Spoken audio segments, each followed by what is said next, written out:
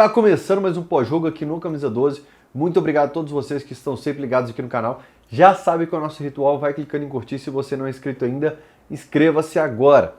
Galera, as piores derrotas da temporada eu gravei pós-jogo.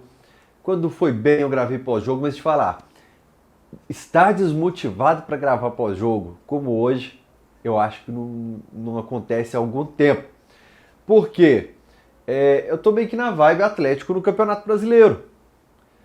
Que eu vou falar de algo que o Atlético meio que abandonou, mas em respeito a vocês que são malucos por assistirem algo relacionado a futebol nesse domingo, vocês são malucos, vocês não batem bem. Se eu não trabalhasse com isso, hoje era um dia que eu não ia querer ver lance, não queria ver resenha, não queria que ninguém dentro de casa falasse de futebol. Mas vamos lá. Comentando com um amigo meu sobre roteiros do Atlético, eu falei, cara, se o Vitória abre 2-0, como eu faço as brincadeiras com 2013, as coincidências lá, o nosso carro, o Vitória abriu 2-0 em 2013. O Atlético empatou no último minuto do jogo. Pau, 2-2. Estádio enlouquecido, estádio em festa. Se fosse o Vitória abrindo 2-0, o Atlético empatasse no último minuto, talvez a gente tivesse uma sensação melhor de, pô, deu uma volta por cima, mostrou que o time... O Atlético escolhe os piores roteiros. Falei pro meu amigo, o Atlético escolhe um roteiro para te tirar do sério. Ele falou, é por isso que é gostoso ser Atlético, porque é tudo intenso. O dia que você passa raiva é intenso, é muita loucura, é um roteiro muito doido. O dia que você tá feliz é o roteiro do Davidson marcando no último minuto, pá, é o 4-1, depois de perder 2-0, sai perdendo de 1-0 em casa, é a luz que acaba, é a máscara do pânico, é o pé esquerdo no final, é o cara que dribla o goleiro. É uns roteiros muito doidos. Né, como a gente sempre lembra dessas coisas das viradas, como o do Bahia, aqueles 3 gols em 5 minutos. E tem um roteiro do dia que é surreal contra, cara. Que te adoece, como eu falo sempre. Que a frase do Thiago Scarpa, o Galo adoece às vezes. Né? Mas vamos lá. Eu citava contra o Palmeiras o seguinte, e é fácil demais falar no YouTube. Gente, isso é uma autocrítica. Nós que trabalhamos com isso temos a melhor profissão do mundo, porque somos engenheiros de obra pronta. Esse microfoninho aqui, tudo é fácil falar dele, de que ganha, papapá, de que perde, popopó, mas vamos lá. De que colocou o time titular contra o Palmeiras, eu falei assim, olha, dentro de uma realidade de tabela planejada, se você vai usar o time titular contra o Vasco no meio de semana, porque é semifinal de Copa, e você vai usar time reserva em uma das pontas, eu usaria contra o Vitória. Essa é a minha fala lá no vídeo. Porque o Palmeiras derrota fora é um resultado previsível, mesmo com o time titular não é fácil vencer o Palmeiras, mas contra o Vitória em casa você não pode perder pontos. Então se eu tivesse que ir com o time titular, eu iria contra o Vitória e não contra o Palmeiras. É aquilo que eu falo sempre lá quem é fã de carteirinha do Camisa 12 vai lembrar do programa da Leda Nagli, que tinha na TV Cultura. O dia que o cara falou, se seu filho é bom em matemática, coloque ele na aula particular de matemática, ele vai potenciar, vai ser bom demais naquilo ali. Então o dia que você tinha na tabela planejada, que você imaginava que você ia ganhar 3 pontos, era o dia que você precisava ganhar 3 pontos. E dava até para ganhar uns 3 pontos com o time reserva, se não fosse o time que desligasse a chavinha. Citei agora há pouco o apagão do Horto, o Atlético hoje teve o apagão do Horto. E infelizmente a gente teve uma grande vitória, até diria que inesperada vitória contra o Bragantino com essa equipe reserva, mas os resultados não têm sido bons com o time reserva. O Fluminense, por exemplo, né, contra o Inter fora de casa, a gente tinha alguns desfalques, a gente conseguiu vencer, e já contra o Bragantino a gente tinha alguns desfalques também, e nós conseguimos vencer mesmo tendo alguns desfalques, o Bragantino lá.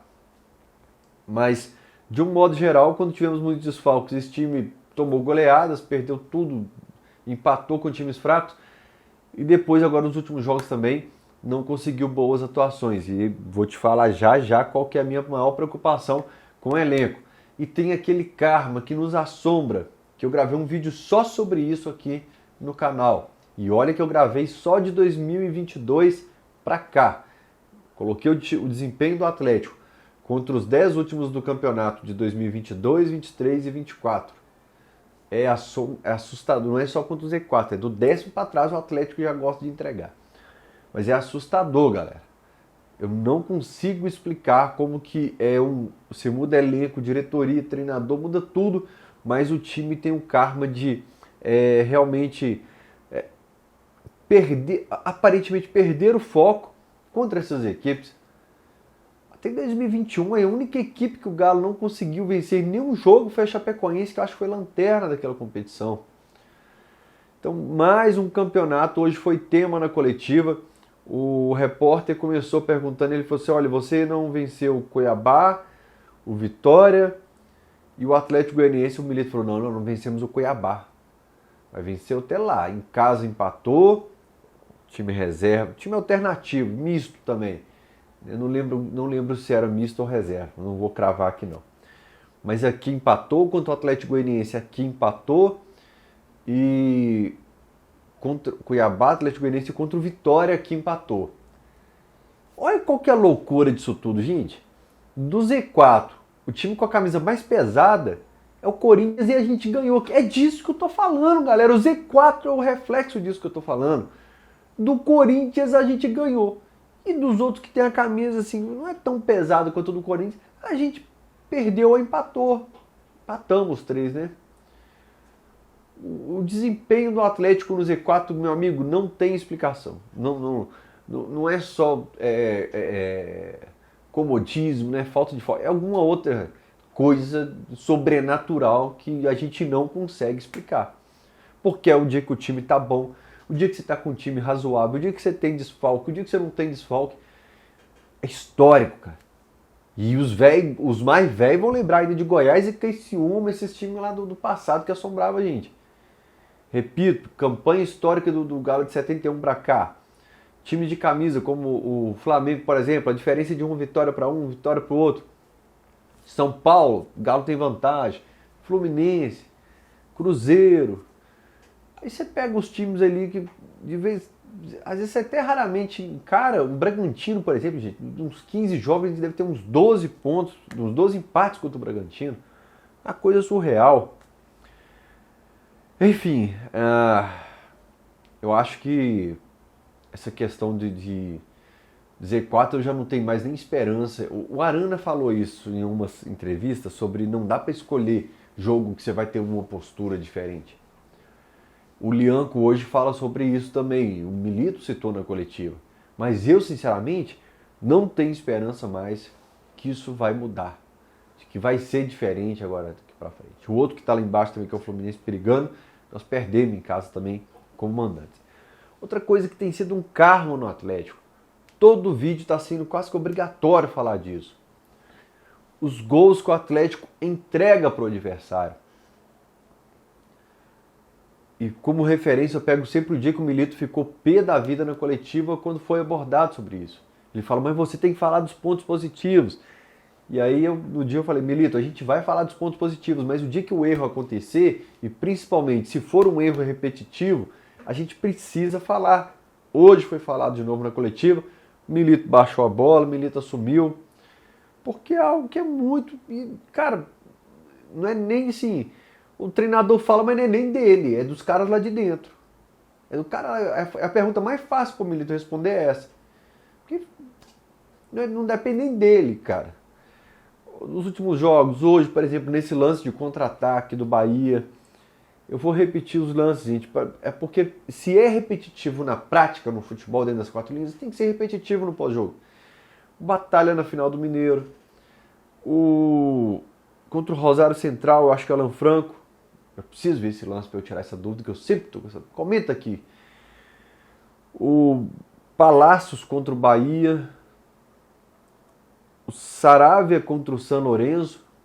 Inclusive teve o Saravia no 0x0 contra o Cruzeiro. Um amigo meu aqui, não sei se eu posso citar o nome dele, até me falou, cara, faz até os lances que não foram gol. A gente entregou o gol para o adversário e eles não conseguiram.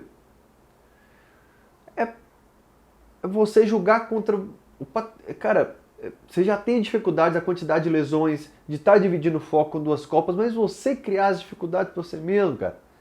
Então é isso que me dá essa frustração na gente, essa tristeza. Porque o Atlético se complicando. Nem todo gol é erro seu. Todo gol a galera procura um culpado. É o goleiro, é esse que falhou. Nem todo gol é erro seu, muito gol que é mérito do adversário, que conseguiu criar com velocidade, com genialidade, um belo lançamento, um belo passe, uma bela finalização, um lance individual. Mas o Atlético impressiona a quantidade de gols em que ele entrega para o adversário. Esse tipo de gol é um soco no estômago. Esse tipo de gol é um soco no estômago da gente. O Atlético está sendo mestre nisso. A ponto do próprio treinador que ficava puto com a pergunta, meio que já assumir que realmente é triste ver acontecer com tanta frequência, cara. Outra coisa, nem todo gol de bola aérea, acontece sempre. Não, acho até que tenha melhorado nessa situação da bola aérea. Mas a bola aérea é um ponto que a gente cita no pós-jogo aqui há algum tempo. E aí eu gosto de pegar os mesmos lances como referência para que vocês percebam que a gente está falando sempre. Lá na pré-temporada do Atlético, do Turco, do Kudê, nos primeiros jogos de Campeonato Mineiro, o Filipão na pré-temporada do Kudê com Vila Nova, depois na estreia do Campeonato Mineiro, o Filipão chega falando que vai corrigir, depois ele fica puto numa coletiva falando que largou isso para lá e não vai mexer com isso mais. E depois entra o Milito, a gente já citou algumas vezes. E aí, cara, o Ângelo Osvaldo, como é que chama o rapaz lá do Vitória? Eu printei ele aqui. Ele tem 1,86 m. Isso eu lembro de cabeça. Ele tem 1,86 m. Wagner Leonardo. Ele tem 1,86 m. Quem ficou para marcar ele é o Otávio com 1,73 m. Tinham 8 jogadores do Atlético no lance. Então eu comecei o pós-jogo falando dos roteiros que entristecem mais a gente, a forma como... Porque para mim foi uma derrota. Hoje, eu deu vontade de quebrar esse letreiro aqui hoje de raiva, porque para mim foi uma derrota. Desculpa, letreiro, não tem nada com isso. Eu te amo, essa frase é um carro, desculpa, foi um erro meu. Breve desvio aqui. Rápido. Perdão pelo que eu falei. Mas o roteiro, você sair ganhando de 2-0 contra um time de Z4, tomar um empate, ter que gritar, eu acredito no final, quase tomar a virada, ter jogador expulso, um erro seu no primeiro gol, aliás, um erro de bola aérea no primeiro, com 8 jogadores dentro, praticamente juntos dentro da pequena área. Tinha 10 jogadores na área, mas 8 no bololô ali, grandão, baixinho, tinha de tudo característico que você pensar. E o cara de 1,73 m, que talvez fosse o menor da turma ali, encarar sozinho de 1,86 m, é isso que eu estou falando que te deixa mais frustrado ao sair do estádio. Por mais que eu me preparei hoje para ir para o estádio e eu falei para a galera, falei assim, galera, se prepara para todo tipo de resultado hoje, time reserva, e você vai se preparando ao Atlético, mas eu vou te dar uma ponta de esperança, eu não vou deixar você passar raiva. É um desafio, você está me desafiando. Então tá, toma 2-0, você enche de esperança. Aí vai lá e toma um gol de bola aérea com 8 caras juntinho ali, o de 73 pegando de 1,86 e o outro num erro individual seu, que já eu falo especificamente sobre esse lance. Vamos falar um pouco de coisa positiva? Só para alternar, estou muito chateado hoje. Galera, o Lianco nos primeiros jogos dele, ele passava por aquele processo que alguns jogadores passam quando estão no Brasil. Aqui em Minas Gerais nós temos no outro time da Lagoa um volantaço que é o Wendel, o Wallace, por exemplo, o Bernardo aqui no Atlético. O Lianco chegou aqui sem conseguir conquistar a titularidade por isso. Vou nem citar o Vera, que estava no Brasil, estava aqui no Corinthians, que também teve essa etapa. No caso do Vera e do Davidson, até assim, estavam no Brasil parados há algum tempo. Mas nós temos alguns casos de jogadores dos últimos anos que vêm para o Brasil. O Everton Ribeiro, quando chegou no Flamengo, por exemplo, demorou um tempo a emplacar. Mas enfim. E o Lianco, contra o Fluminense, faz aquela partidaça. Contra o Vasco, vai bem. Na minha opinião, é um jogador que vai agregar demais em 2025. Com pré-temporada, já adaptado por aqui. Eu estou com uma dúvida enorme sobre ele. Por quê? Pensando que o Saravia continue com boas atuações pelo lado direito e o Milito gostando do Batalha e do Alonso na zaga, da gente não conseguir encaixar esse Lianco que parece ser uma boa peça, ignorante. Tem uma hora que o cara do Vasco foi pra cima dele, foi todo mundo dando um passinho pra trás, e ele veio igual um trator em cima da bola e tira a bola. Tudo bem que ele errou no lance da expulsão do Everson. Se você percebeu o lance, assistiu os melhores momentos, ele foi igual o Nathan Silva contra o Palmeiras em 2021 na Libertadores. Ele tenta ir de corpo no cara, se preocupa só em ir de corpo no cara, olha pro cara, esquece a bola, erra o lance e o jogador do Vitória tá focado na bola e tem êxito ali para conseguir a expulsão do Everson. Mas pegando o potencial do Lianco, é algo que eu penso assim, o Mariano está aposentando em dezembro. Aposentando não, pelo menos vai acabar o contrato com o Atlético. Se vai continuar ou não a carreira, eu não sei. O Mariano está saindo em dezembro. Talvez, como a gente vai ver no debate que vem a seguir, pelo número de peças que vai ter que buscar no mercado, a diretoria encare o Lianco como um lateral direito para não ir para o mercado trazer um novo lateral direito. Escuta o que eu estou falando. Ela vai deixar o Lianco, ela não, o Atlético vai deixar o Lianco como um coringa zagueiro lateral. Gente, isso é só uma suposição. Pelo número de peças, e o Atlético ficou 1 ano e meio sem contratar ninguém aí, e eu tenho medo de voltar para esse período, pela quantidade de peças que trouxe no meio do ano. O meu medo é que o Lianco seja esse lateral direito com o Saravia zagueiro, coringa. Eu acho que dá pra deixar o Lianco na dele, na zaga para trabalhar o elenco, contratar um lateral direito e nem sempre o Batalha precisa ser esse zagueiro. Para 2025. Diz aí o que vocês acham. Acho, pelo potencial que mostra o Lianco, que o banco de reservas é limitado demais um jogador. Ou então ele se torna o 12º jogador do Galo. Apesar da gente usar esse 12º normalmente ser um cara mais de frente, né? Que a gente usa mais para tirar um atacante, colocar um meia, um jogador de velocidade. O zagueiro ser 12º é difícil imaginar. Mas vamos lá. Além do Lianco, eu queria falar sobre Fausto Vera. No ano que vem, a gente vai ter Otávio, Batalha volante também, Alan Franco e o Fausto Vera. Eu acho que fez uma boa partida contra o Fluminense, a anterior dele contra o Bragantino ele já tinha ido bem. 3 partidas para trás aí o Vera fez uma boa partida e hoje, quando o time estava bem, era o volante que pisava na área, que dava combate. É uma boa notícia. Eu vim só chorando e reclamando no começo do pós-jogo, eu queria destacar esses 2 pontos positivos.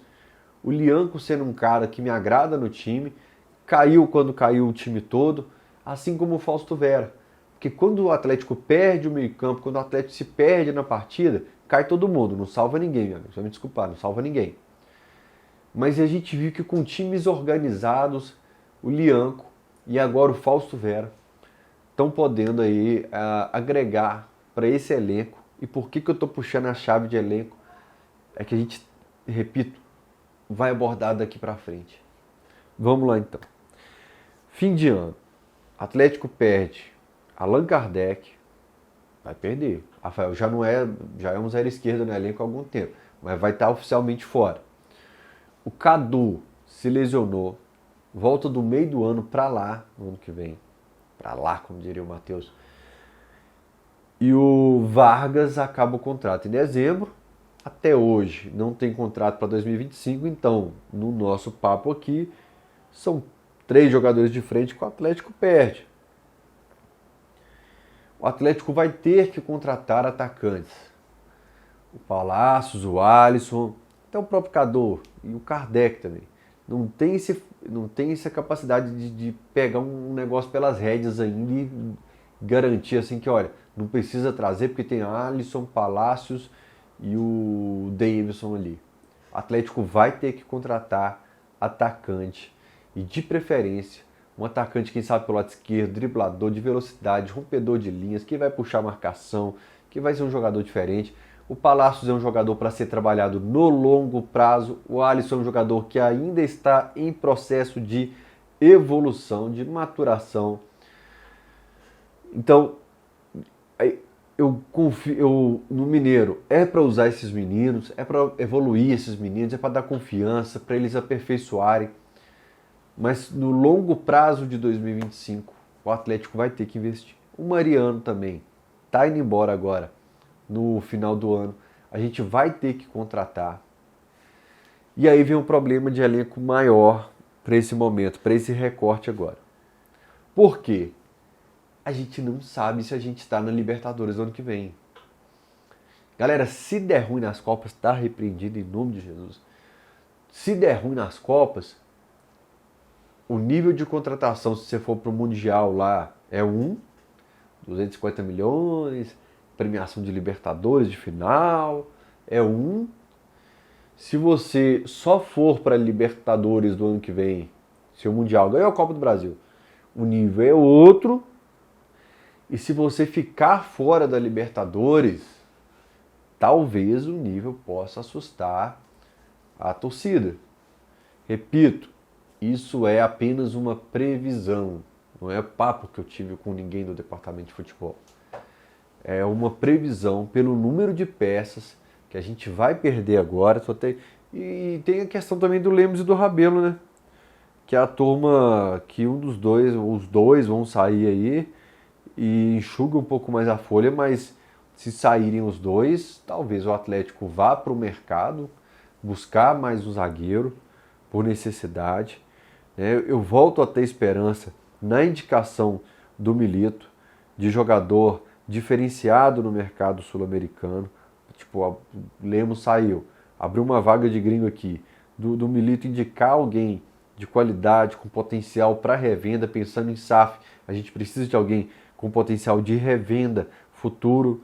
Deixa eu ver se tem mais alguém de dezembro de 2024 aqui. Dezembro de 2025 é o Everson. 24 Mariano. Dezembro Saravia, dezembro de 25. Igor Rabelo, dezembro de 25. Lemos, 25. Caramba, tem uma galera que já é 2027, isso é muita loucura. Batalha, dezembro de 25. Alan Franco, dezembro de 25. Nós vamos ter que renovar os contratos aí no começo do ano. Zaratio, dezembro de 2025. Acho que até definir essa lesão dele também não sinto mais para conversar. Givanildo, dezembro de 20... Acho que o Givanildo tá errado aqui, viu? Acho que o Givanildo é dezembro de 2026, eu não atualizei. Até tô com medo de não ter atualizado os outros aqui. Vargas, 24. Allan Kardec, 24. Davidson, 25. Então é isso. Será necessário buscar peças. E agora falando nesse período que importa para nós agora, que está perto, está palpável, que é Copa do Brasil e Libertadores, estou muito preocupado com a quantidade de desfalques que nós temos. E pela quantidade de desfalques ofensivos. Na Copa do Brasil a gente não pode contar com Davidson e Vera. E além disso, estão no DM com lesões sérias Bernard, Cadu, Zaratio vindo de um pós-cirúrgico, o Arana que foi cortado da seleção e o Alisson que está nesse processo de transição aí. Lembrando que o Saravia voltou hoje. Para um elenco tão à conta do chá assim, é bem preocupante, mas bem preocupante mesmo. E já que eu estou falando sobre temporada 2025, já que hoje o candidato a prefeito Fuad falou que a prefeitura vai autorizar o Atlético a colocar o gramado sintético, até para montar o elenco do ano que vem, você precisa pensar em elenco com característica pro gramado sintético. Que o Milito, o Vitor, o povo do futebol, acho que isso nem precisa bater na diretoria, mas assim, a conversa do Milito com o Vitor para passar para cima é essa. Um elenco com característica programado sintético, já que a turma que está lá dentro fala que muda muito na questão da velocidade do jogo. Sobre a expulsão do Everson, se fosse, eu penso sempre assim, e se fosse um goleiro do Flamengo saindo ali, a bola batendo no braço dele, eu pediria expulsão. E sobre o Vitória, galera, é assustador, é o que eu falo sobre histórico. Eu falo sempre para meus amigos assim, gente, vocês querem apostar hoje? Vai. Mas, por exemplo, 2016 a gente empatou com Vitória, aí ganhamos no retorno. 2017 nós perdemos os 2 jogos por Vitória, inclusive um deles, acho que caiu o Micalho ou o Roger Machado. 2018 nós ganhamos, 2018 nós perdemos, 2024 nós perdemos e empatamos. Ou seja, de 2016 para cá, em 2, 4, 6, 8 jogos, nós ganhamos 2 jogos do Vitória, empatamos 2 e perdemos 4. É assustador. Eu uso isso até na hora de apostar lá na KTO, pelo histórico do time. Eu vou, a odd vai ficar baixa se eu colocar Galo empate. Eu coloco mais de um gol no jogo, mas às vezes eu coloco Galo empate, que é para me prevenir. Mas hoje eu fui de Manchester City, porque estava mais garantido. E olha, quando fez um 3-2 no final ali, eu gelei, viu? Mas gelei mesmo. KTO.com, o link está aqui para você se divertir. O link está na descrição, no primeiro comentário, comentário fixado aqui, está o link para você. Se você não tem cadastro na KTO, faça seu cadastro, utilize o cupom CAMISA12 com 1 e 2 no final, para maiores de 18 anos e para você se divertir com responsabilidade. Aliás, sexta-feira rolou a KTO, que de meio-dia às 2, quem acessou a KTO foi na aba promoções, ganhou free bet para usar no fim de semana. Mas isso é para quem já tinha cadastro e tinha feito depósito na KTO. Se você só fez o cadastro e não fez o depósito, você não tinha direito. Mas quem já está brincando na KTO há algum tempo, era só acessar a aba promoções, uma dica que a gente deu lá no Alterosa Sport. No mais, o estádio me surpreendeu pelo público hoje. Um dia legal para levar a família, um sábado à tarde. O público, a característica era bem diferente. Nos setores laterais e no setor onde não tem organizado, estava muita família. E ali na Galocura, os caras cantando as músicas mais raiz da Galocura, as músicas daqueles discos do MC Teco que rolava mais em caravana, as músicas e tal. Então foi um público rotativo que talvez não visite sempre a Arena MRV. Algumas pessoas até me falaram que era a primeira vez que estavam visitando a Arena MRV. E eu acho que o Campeonato Brasileiro agora tem que ser para diminuir o valor dos ingressos no Campeonato Brasileiro, para a gente fazer uma rotação de público de quem não está podendo pagar caro nas Copas para conhecer a Arena, tá certo? Grande abraço para vocês. Caramba, eu jurava por tudo que esse pós-jogo hoje teria uns 13 minutos no máximo, por não estar querendo falar sobre o jogo. O dia que eu não quero falar, vai lá e dá 13 minutos. Beijo no coração, até o próximo pós-jogo. Tchau, semana abençoada.